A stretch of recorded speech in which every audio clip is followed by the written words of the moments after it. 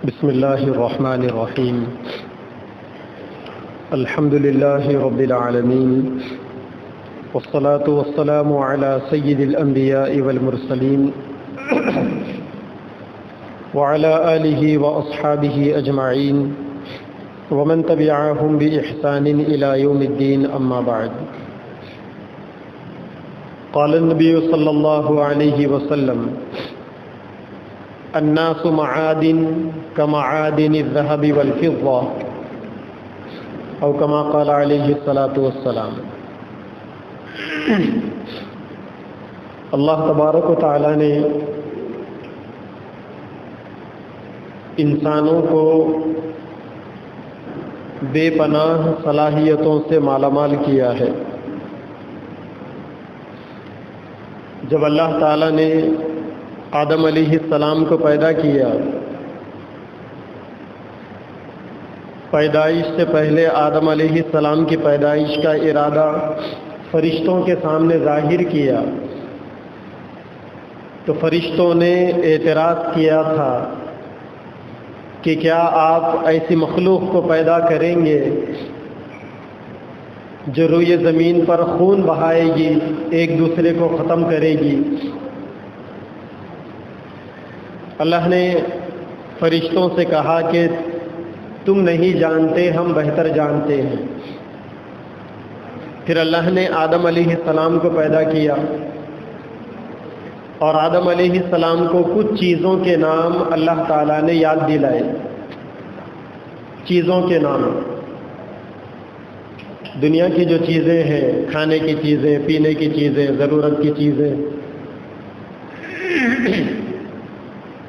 وہ چیزیں جو انسانوں کے کام آتی ہے اور وہ چیزیں بھی جو انسانوں کے کام نہیں آتی، لیکن اللہ تعالیٰ نے اس کائنات کی ضرورت کے لیے ان چیزوں کو پیدا کیا. ساری چیزوں کے نام اللہ نے آدم علیہ السلام کو یاد دلائے. وہاں فرشتے بھی موجود تھے. جب ان چیزوں کو یاد دلانے کا سلسلہ ختم ہو گیا تو اللہ تعالیٰ نے فرشتوں سے کہا کہ جتنی چیزیں میں نے ابھی یاد دلائی ہے ان چیزوں کو ریپیٹ کرو، سناؤ مجھے. فرشتے تو نہیں سنا سکے لیکن آدم علیہ السلام نے سنا دیا.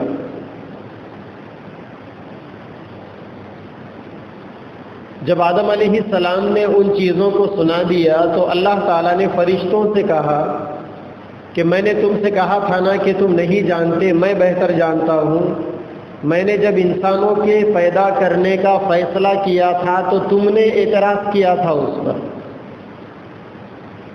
مجھے معلوم ہے کہ میں نے انسانوں کو کیوں پیدا کیا ہے اور ان سے مجھے کیا کام لینا ہے.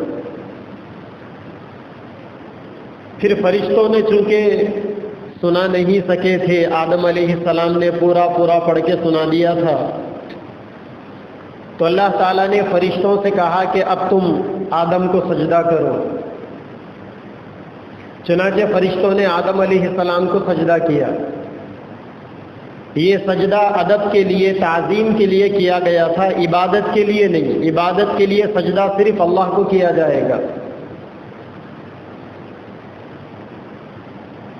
فرشتوں نے آدم علیہ السلام کے احترام میں سجدہ کیا. تو اس طریقے سے اللہ تعالیٰ نے انسانوں کے اندر ڈھیر ساری صلاحیتوں کو، بہت ساری خوبیوں کو اللہ تعالیٰ نے انسانوں میں جمع کر دیا. اور یہی وہ صلاحیتیں ہیں جو انسانوں کو فرشتوں سے ممتاز کرتی ہے، فرشتوں سے بڑا مقام عطا کرتی ہے. جو خوبیاں انسانوں کے اندر ہیں وہ خوبیاں فرشتوں میں نہیں. اور انہی خوبیوں کی وجہ سے جب ان خوبیوں کا انسان صحیح استعمال کرتا ہے تو فرشتوں سے بھی اونچے مقام پر پہنچ جاتا ہے. لیکن ساتھ ہی ساتھ انسانوں کی ایک کمزوری بھی ہے. اللہ تعالیٰ نے قرآن مجید کے اندر انسانوں کی کمزوری کو بیان کیا. وَخُلِقَ الْإِنسَانُ ضَعِيفًا، انسان پیدائشی طور پر کمزور پیدا ہوا ہے. لاغر پیدا ہوا ہے، اور اللہ تعالیٰ نے انسان کے اندر فطری طور پر، طبعی طور پر کمزوری رکھی ہے۔ جب انسان کی پیدائش کمزوری پر ہوئی ہے تو اب یہ کمزوری جہاں انسانوں کو ایک طرف جسمانی کمزوری کا شکار بناتی ہے، بہت سارے معاملات میں جہاں انسان فزیکل انفٹنس ہوتا ہے، وہیں پر یہ کمزوری انسان کو روحانی بیماریوں کے اندر بھی کمزور کر دیتی، روحانی بیماریوں کا بھی شکار کر دیتی۔ کبھی انسان کی ایمانی بیماری بھی اس سے متعلق ہو جاتی ہے، اور کبھی ایسی بیماریاں بھی انسان کے اندر پیدا ہو جاتی ہے جو بیماریاں نظر نہیں آتی۔ روحانی بیماریوں میں ایمان کی کمزوری ہے، اور باطنی بیماریوں میں، چھپی ہوئی بیماریوں میں بہت ساری بیماریاں ہیں، جن میں سے ایک بیماری کاہلی اور سستی ہے، لیزی پن۔ اور یہ وہ بیماری ہے جو ہر انسان کے اندر فطری طور پر موجود ہے، اس کے لیے کسی عمر کی خاصیت نہیں ہے۔ ایسا نہیں ہے کہ کاہلی اور سستی بچوں میں ہوگی، بڑوں میں نہیں ہوگی، مردوں میں ہوگی، عورتوں میں نہیں ہوگی، بوڑھوں میں ہوگی، جوانوں میں نہیں ہوگی، ایسا نہیں ہے۔ جب یہ بیماری ہوتی ہے تو عمر کے ہر حصے میں انسان کو یہ بیماری متاثر کرتی، اور ہر جنس کو یہ بیماری متاثر کرتی ہے، چاہے وہ مرد ہو یا عورت ہو، بچے ہو، جوان ہو، بوڑھے ہو، ادھیڑ عمر کے ہو، کوئی بھی ہو۔ یہ بیماری جب انسان کو لگتی ہے تو ہر عمر والوں کو یہ بیماری متاثر کرتی ہے۔ گویا یوں سمجھے کہ انسان کو اللہ تعالیٰ نے کمزوری پر پیدا کیا، اور کمزوری کی علامتوں میں ایک علامت یہ بھی ہے، لیکن آگے چل کر اللہ تعالیٰ نے اس کی بھی الگ الگ قسمیں بیان کی۔ کاہلی اور سستی کے بارے میں اللہ تعالیٰ نے فرق بیان کیا۔ اس سے پہلے اللہ کے نبی صلی اللہ علیہ وسلم کی ایک حدیث ہے، اللہ کے نبی نے فرمایا کہ ہر عمل میں تیزی اور شدت اختیار کرو، اور ہر عمل کے اندر تیزی اور شدت ہوتی ہے۔ انسان کوئی بھی کام شروع کرتا ہے تو پورے حوصلے کے ساتھ، پورے جذبے کے ساتھ اور پوری طاقت کے ساتھ انسان وہ کام شروع کرتا ہے، لیکن وقت کے گزرنے کے ساتھ ساتھ وہ حوصلے ٹھنڈے پڑ جاتے ہیں، اور انسان کے ارادوں کے اندر ڈھیلا پن آ جاتا ہے، اور شروع میں جو تیزی تھی، جو شدت تھی، وہ کمزور پڑ جاتی ہے۔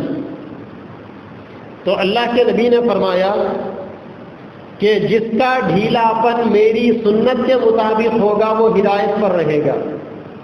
یعنی جو انسان کسی عمل کے کرنے میں، کسی کام کے کرنے میں میری سنت کے مطابق رہے گا وہ ہدایت پر رہے گا، اور جو انسان ڈھیلا پن میں میری سنت کے موافق نہیں رہے گا وہ گمراہ ہو جائے گا۔ یہ ایک حدیث ہے اللہ کے نبی صلی اللہ علیہ وسلم کی، جس حدیث کو سمجھنا آگے کی پوری باتوں کو سمجھانے کے لیے کافی ہے۔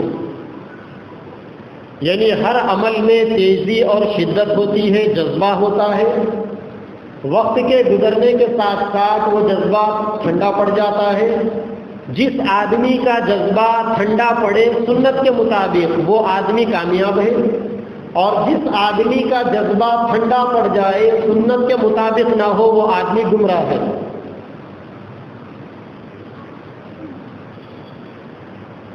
اب اتنی بات جب سمجھ میں آ گئی تو اب انسانوں کی تین قسمیں ہو جائیں گی۔ جو لوگ کاہل ہیں، جو لوگ سست ہیں، جو لوگ لیزی پن کا شکار ہے، ہر کام کے اندر کاہلی اور سستی دکھانے والے، اب ان لوگوں کی تین قسمیں ہو گئی۔ ایک قسم میں سارے لوگ شریک ہیں، دوسرے قسم مسلمان ہے دوسرے قسم میں، اور مسلمانوں میں بھی وہ لوگ جو گنہگار ہیں، جنہیں شریعت کی اصطلاح میں فاسق اور فاجر کہا جاتا ہے، کثرت سے گناہ کرنے والے۔ اور تیسری قسم ان لوگوں کی ہے جو منافق ہے، اور ان تینوں کیٹیگریز کو اللہ تعالیٰ نے قرآن مجید میں الگ الگ آیتوں میں بیان کیا ہے۔ جو لوگ یہ سمجھتے ہیں کہ قرآن صرف نماز میں پڑھی جانے والی کتاب ہے، یا مردوں کے لیے ایصال ثواب کے لیے پڑھی جانے والی کتاب ہے، یا بچیوں کے لیے شادی میں جہیز میں فارمیلٹیز کو پوری کرنے کے لیے دیے جانے والی کتاب ہے، ان لوگوں کو سمجھ میں آنا چاہیے کہ قرآن کیسی کتاب ہے جس کتاب کے اندر اللہ تعالیٰ نے ہر بیماری کا، ہر ورائٹیز کا، ہر قسم کا علم اس کے اندر شامل کر دیا۔ جو لوگ کاہل ہوتے ہیں، جو لوگ سست ہوتے ہیں، جو لوگ کام کاج کے کرنے کے اندر عیبی پن کا شکار ہو جاتے ہیں، ان لوگوں کی 3 قسمیں ہیں۔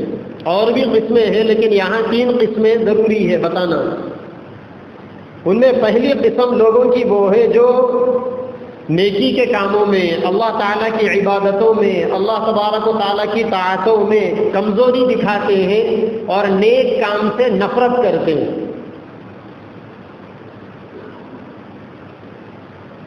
نیک کام سے نفرت اور نیکی کے کاموں کے کرنے کے اندر کمزوری۔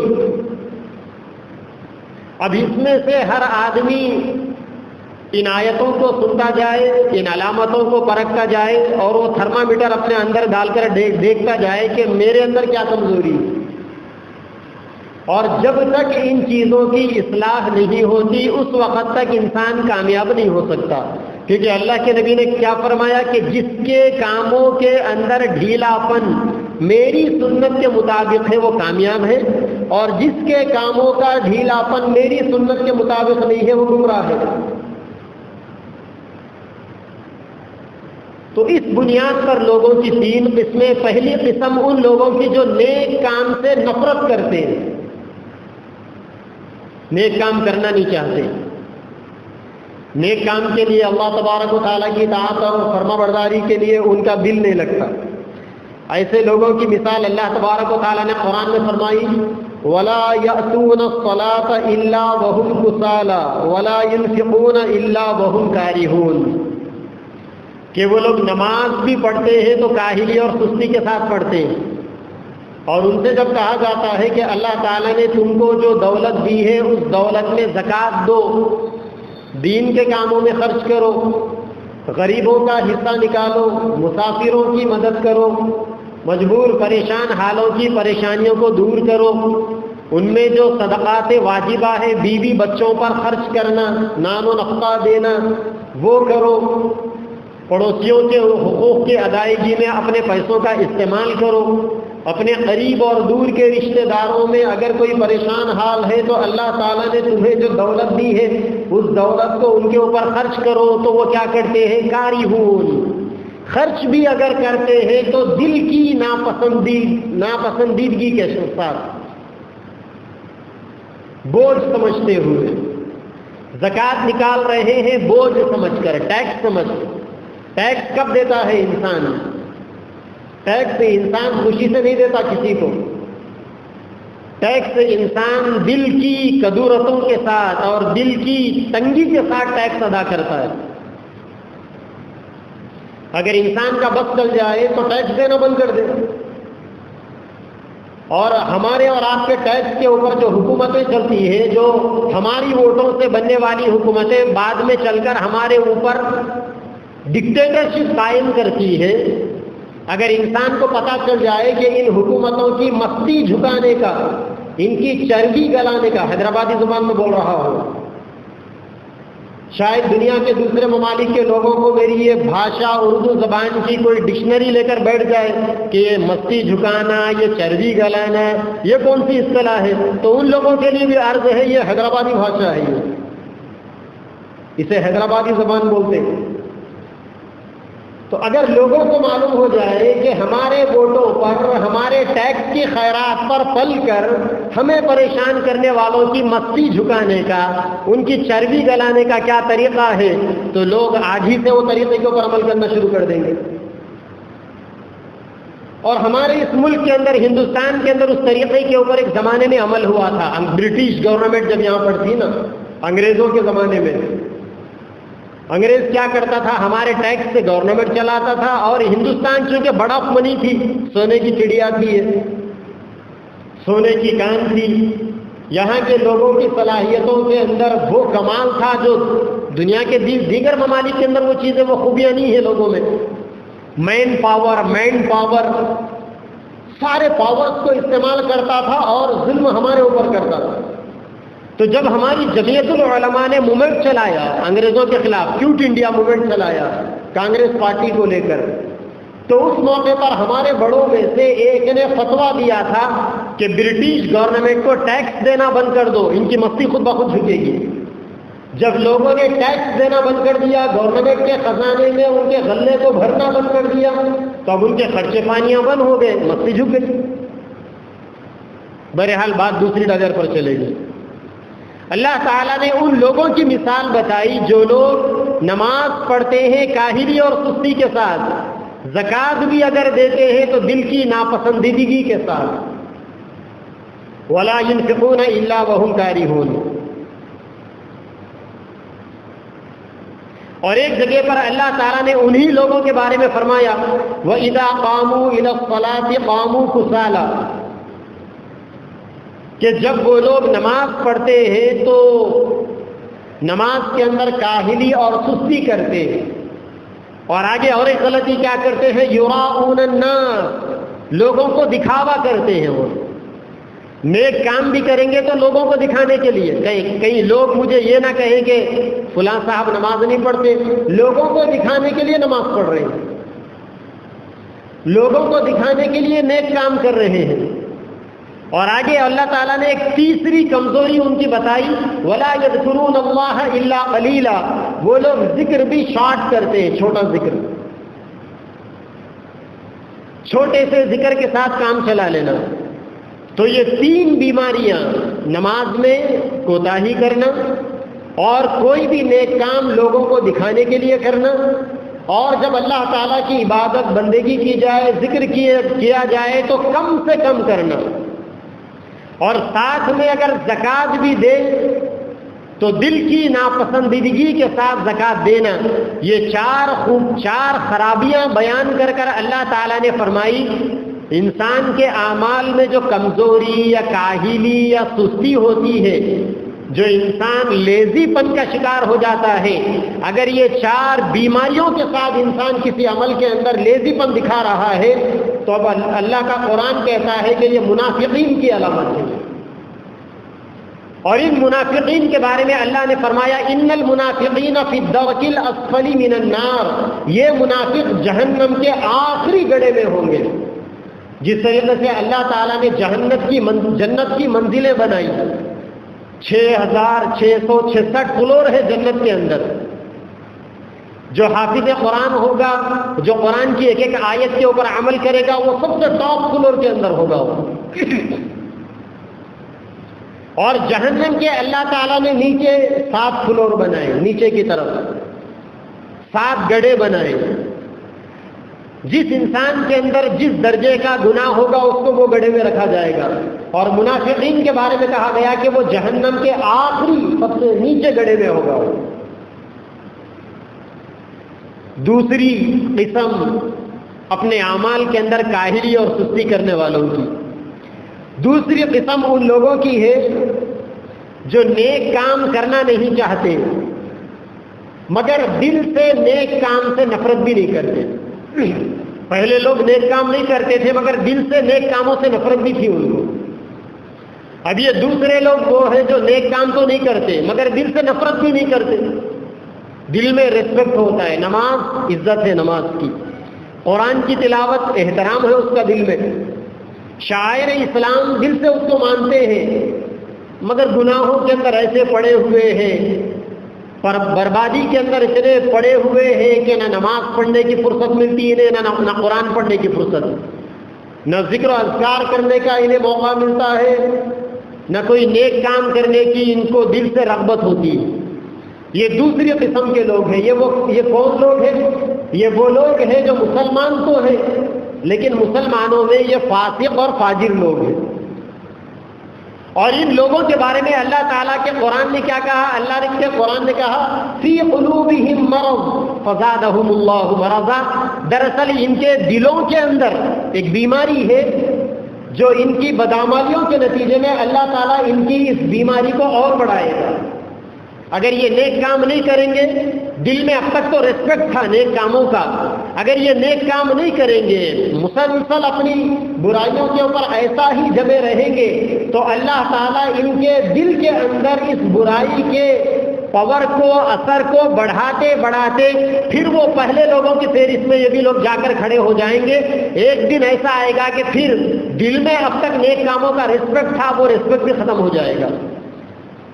پھر یہ ایمان والوں کی جماعت سے نکل کر فاسق اور فاجر کے کیٹیگری سے اپڈیٹ ہو کر اس سے بڑھ کر یہ لوگ منافقین کی جماعت میں شامل ہو جائیں گے۔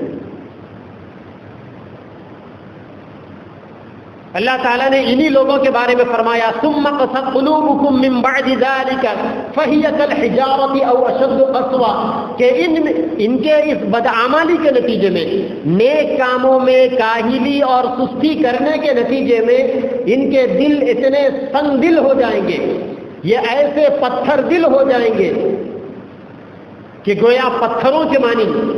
اب ان کے سامنے کوئی دین کی بات سمجھاؤ تو پڑھ لینی پڑے گی، ان کو اگر دعوت کی بات بتائی جائے تو سمجھ میں نہیں آئے گی، ان کو اگر برائی کے بارے میں بتایا جائے گا تو برائی کی اہمیت کا اندازہ نہیں ہوگا، نیکی کی فضیلت اگر ان کے سامنے بتائی جائے گی تو نیکی کی فضیلت کو سمجھنے کے لیے تیار نہیں ہوں گے۔ تو اعمال کے اندر کاہلی اور سستی کرنے والے دوسرے قسم کے لوگ، اور ایک تیسری قسم بھی ہے اعمال کے اندر کاہلی اور سستی کرنے والوں کی۔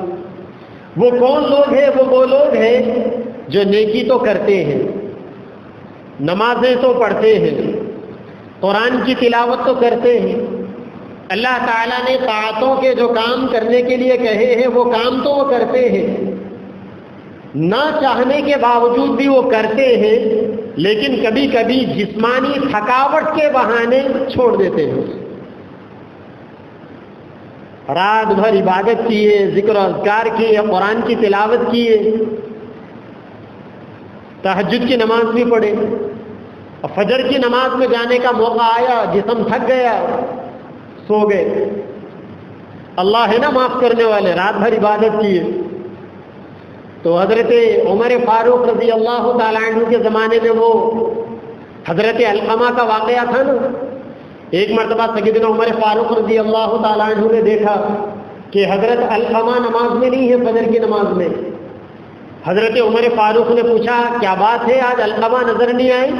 لوگوں نے کہا کہ امیر المومنین رات بھر ذکر و اذکار کرتے رہے، قرآن کی تلاوت کرتے رہے، تہجد کی نماز پڑھتے رہے، تھک گئے، سو گئے، فجر کی نماز میں غائب ہو گئے۔ حضرت عمر فاروق رضی اللہ عنہ نے کہا رات بھر سویا رہتا تو اچھا تھا، فجر کی نماز میں آ جاتا۔ تو یہ تیسری قسم ہے کاہلی اور سستی کرنے والوں کی، اور یہ ایمان والے ہیں۔ اور ان ایمان والوں کے بارے میں اللہ تبارک و تعالیٰ کہتے ہیں یا ایھا الذین آمنوا ما لکم اذا قیل لکم انفروا فی سبیل اللہ اثاقلتم الی الارض، اے ایمان والوں تمہیں کیا ہو گیا کہ جب اللہ تعالیٰ تمہیں جہاد کے لیے بلاتا ہے، خروج فی سبیل اللہ کے لیے بلاتا ہے، جب اللہ تعالیٰ تمہیں کسی دین کے تقاضے کو پورا کرنے کے لیے بلاتا ہے تو تم اپنی جسمانی کمزوری کا یا جسمانی تھکاوٹ کا بہانہ بنا کر پڑے ہوئے رہ جاتے ہو، اعمال سے دور ہو جاتے ہو۔ اب ان لوگوں کو کہا جاتا ہے ارضیتم بالحیات الدنیا من الآخرہ، کیا تم آخرت کے مقابلے میں دنیاوی زندگی سے راضی ہو گئے؟ یہی وہ کمزوری تھی جس کو چھڑانے کے لیے اللہ کے نبی صلی اللہ علیہ وسلم نے بی بی فاطمہ رضی اللہ تعالیٰ عنہا کو، جبکہ بی بی فاطمہ نے کہا تھا یا رسول اللہ دن بھر کام کاج کے کر تھک جاتی ہوں، اگر آپ ایک باندی دے دیں گے، ایک غلام دے دیں گے تو وہ روزانہ کے کاموں میں میرا ہاتھ بٹایا کریں گے اور مجھے اتنی تھکاوٹ نہیں ہوگی۔ اللہ کے نبی نے اس چیز کے تصور کو ختم کرنے کے لیے بی بی فاطمہ سے کہا تھا فاطمہ کیا میں تجھے ایسی چیز نہ دوں جو کسی غلام کو یا کسی باندی کو دینے سے زیادہ اہم ہو، جو تمہارے کام کاج میں تمہارا ہاتھ بٹائے۔ بی بی فاطمہ نے کہا کہ اس سے بھی اچھی جو چیز مجھے دی جائے گی یقیناً وہ میرے لیے بہتر ہوگی۔ بی بی فاطمہ نے کہا کہ ابا جان وہ چیز مجھے دے دیجئے۔ اللہ کے نبی نے کہا کہ جب تم دن بھر کام کاج کے کر تھک جاؤ، جب رات میں سونے کے لیے بستر پر جاؤ تو 33 مرتبہ سبحان اللہ، 33 مرتبہ الحمدللہ اور 34 مرتبہ جسے کل ملا کر تسبیح فاطمی کہا جاتا ہے، یہ پڑھ کر سو جاؤ۔ یہ ایک وظیفہ یا ایک تسبیح دن بھر کے کاموں میں تمہارا ہاتھ بٹانے والے غلام یا بادی سے زیادہ تمہارے لیے بہتر ہے۔ یعنی اللہ کے نبی صلی اللہ علیہ وسلم نے جسمانی کمزوری کے عبادتوں میں رکاوٹ بننے کے ذریعے کو ختم فرما دیا۔ اسی لیے آپ نے پہلے فرمایا تھا نا کہ جن لوگوں کی کاہلی اور سستی میری سنتوں کے مطابق ہوگی وہ کامیاب ہوں گے، اور جن کی کاہلی اور سستی میری سنتوں کے مطابق نہیں ہوگی وہ گمراہ ہو جائیں گے۔ اب ہم میں سے ہر بھائی دیکھ لے، ہر آدمی دیکھ لے کہ ہم بھی جو اعمال کے اندر کاہلی اور سستی کرتے ہیں، کیا ہماری کاہلی اور سستی نبی کی سنتوں کے مطابق ہے؟ اگر کبھی کبھی ہماری کاہلی اور سستی کے نتیجے میں، ہماری جسمانی کمزوری اور تھکاوٹ کے نتیجے میں کوئی نیک کام ہونے سے چھوٹ رہا ہے تو اللہ تعالیٰ کہتے ہیں کہ یہ کمزوری چھوڑو، یہ کاہلی چھوڑو، یہ لیزی پن چھوڑو، یہ سستی کو ختم کرو اور اپنے آپ کو پھرتیلا بناؤ، اپنے آپ کو چست بناؤ۔ اور اگر ہماری کاہلی اور سستی ایسی ہے کہ انسان دل سے ریسپیکٹ تو کرتا ہے لیکن نیک کام نہیں کرتا، نماز نہیں پڑھتا، روزہ نہیں رکھتا، زکوٰۃ نہیں دیتا، قربانی نہیں کرتا، ذکر و اذکار نہیں کرتا، قرآن کی تلاوت نہیں کرتا، تو اللہ تعالیٰ کہتے ہیں کہ تمہارا یہ اعمال سے بھاگنا ایک دن تمہیں منافقین کے زمرے میں شامل کر دے گا، تمہیں برباد کر چھوڑ دے گا یہ۔ اسی لیے اب لوگوں کی یہ ذمہ داری ہے کہ اپنے آپ کو کاہل اور سست نہ بنائیں، اپنے آپ کو ایکٹیو رکھے آدمی۔ اللہ کے نبی نے اسی لیے فرمایا المؤمن القوی خیر من المؤمن الضعیف، طاقتور ایمان والا کمزور ایمان والے سے بہتر ہے، کیونکہ جو آدمی طاقتور ایمان والا ہوتا ہے وہ عبادتوں کے اندر کمزوری نہیں کرتا، اور جو آدمی جسمانی اعتبار سے انفٹ ہوتا ہے، جو آدمی جسمانی اعتبار سے کمزور ہوتا ہے وہ 4 عبادتیں کر تھک جائے گا، 2-4 مرتبہ تسبیحات کرے گا تھک جائے گا۔ اور اللہ والے وہ ہوتے تھے جو ایک دن کے اندر 1.25 لاکھ تسبیحات پوری کر لیتے تھے،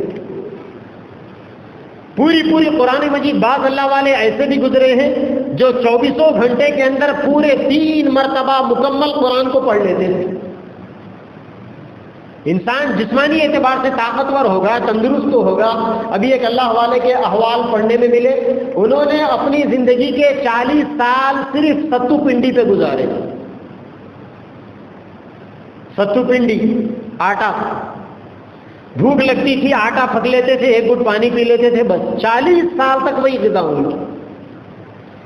کسی نے پوچھا کہ آپ روٹی بنا کر کیوں نہیں کھاتے، تو انہوں نے کہا کہ روٹی کے چند لقمے چبانے کا جب میں نے وقت کو کاؤنٹ کیا، اس کو گنا، تو مجھے اندازہ لگا کہ روٹی کا نوالا چبانے میں انسان 70 مرتبہ سبحان اللہ کہہ سکتا ہے، لہذا اس وقت کو ضائع کرنے کے لیے میں نے بچانے کے لیے روٹی کھانا ہی چھوڑ دیا، اور آج 40 سال سے ستو پھانک کر، آٹے کو پھانک کر زندگی گزار رہا ہوں۔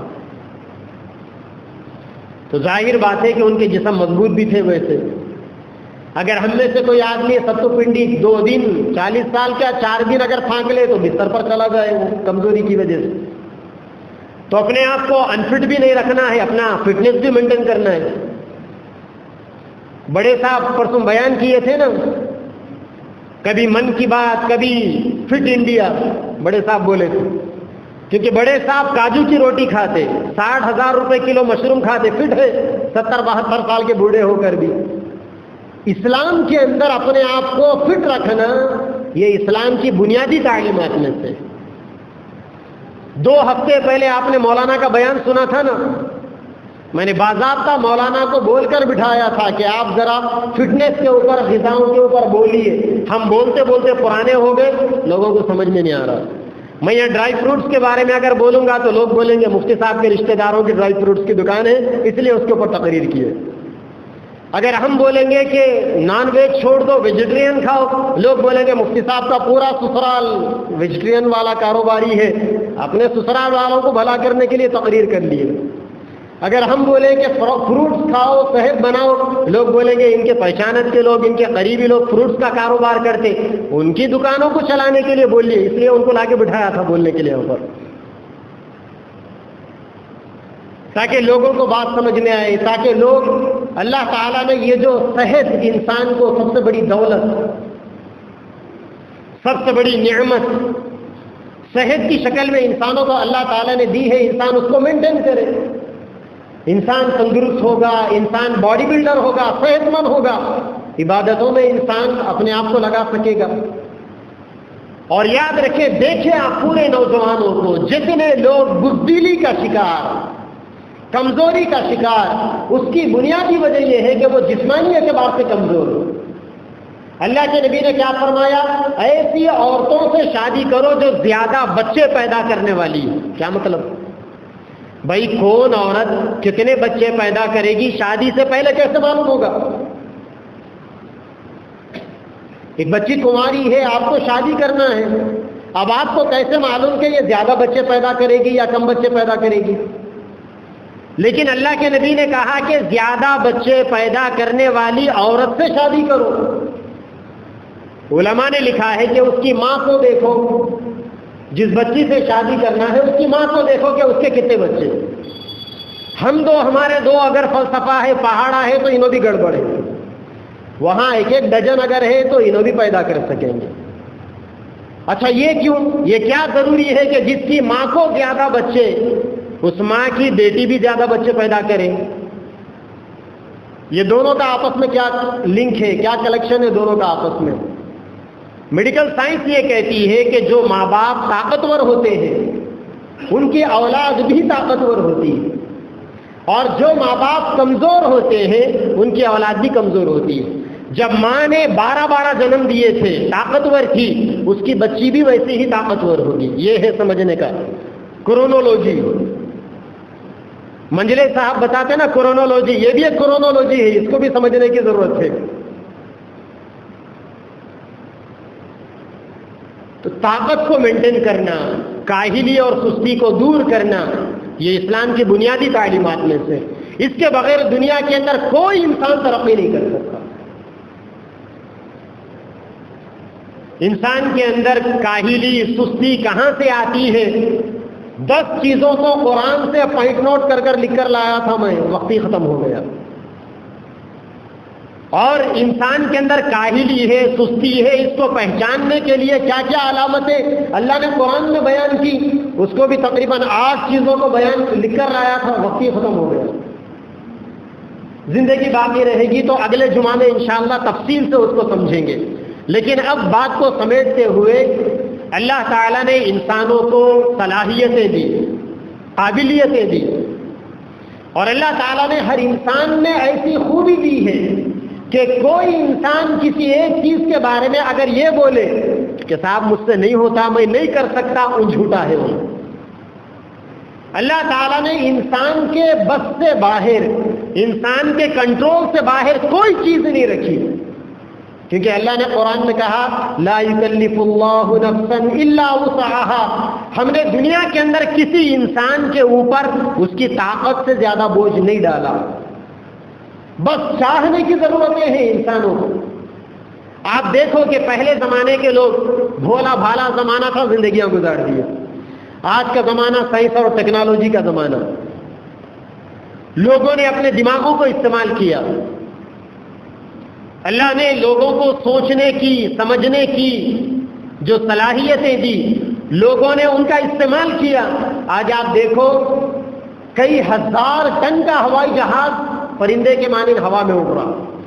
کیا آج سے 100 سال پہلے کے لوگ سوچ سمجھ سکتے تھے اس بات کو کہ کئی ہزار ٹن کو لے کر جمبو جیٹ، ہوائی جہاز سمندروں کے اندر چلے جائیے، 1 لاکھ ٹن کی کشتیاں سمندر میں لوڈنگ کے ساتھ چل رہی ہیں۔ اللہ نے پہلے ہی قرآن میں فرمایا وَسَخَّرَ لَكُمُ الشَّمْسَ وَالْقَمَرَ، اللہ تعالیٰ نے تمہارے لیے چاند اور سورج کو مسخر کر دیا۔ آج سے 100 سال پہلے کے لوگوں کو قبروں سے اٹھایا جائے اور انہیں کہا جائے کہ کیا تمہارے زمانے میں چاند تک جا سکتے تھے؟ وہ کہے گا کہ کیسی پاگلوں کی باتیں کر رہے ہو، مگر آج کے زمانے کا انسان چاند تک پہنچ گیا۔ سورج کی پیمائش انسان کرنے لگا۔ اللہ نے کہا کہ ہم نے تمہارے لیے ہواؤں کو مسخر کر دیا۔ انسان ہواؤں میں لوہے کو اڑا رہا ہے، المونیم کو اڑا رہا ہے اور کئی ہزار ٹن کے ریٹڈ چیزوں کو اڑا رہا ہے۔